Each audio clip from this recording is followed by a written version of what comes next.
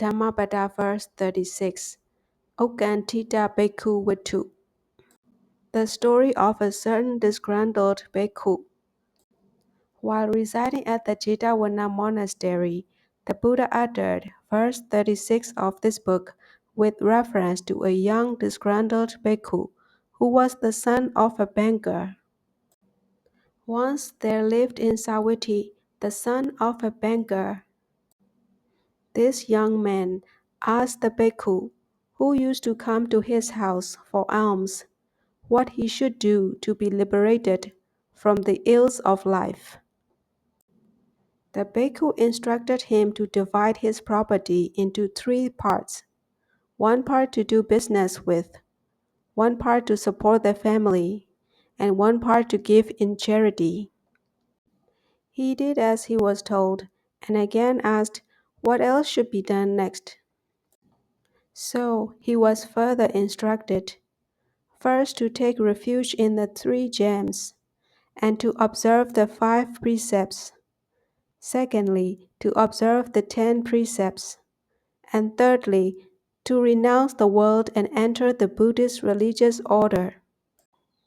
The 3 gems are the Buddha, the Dhamma, and the Sangha.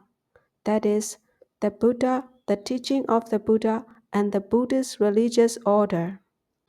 The young man complied with all these instructions and became a bhikkhu. As a bhikkhu, he was taught the Abhidhamma by one teacher and the Vinaya by another. Abhidhamma is the 3rd great division of the Pitaka, comprising the Buddha's philosophical exposition of ultimate realities. Being taught in this way, he felt that there was too much to be learned, that the disciplinary rules were too strict and too many, so much so that there was not enough freedom even to stretch out one's hands. He thought that it might be better to return to the life of a householder. As a result of doubt and discontent, he became unhappy and neglected his duties. He also became thin and emaciated. When the Buddha came to know about this, he said to the young bhikkhu, "If you can only control your mind, you will have nothing more to control.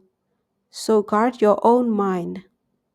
Then the Buddha spoke in verse as follows. Verse 36. The mind is very difficult to see, very delicate and subtle.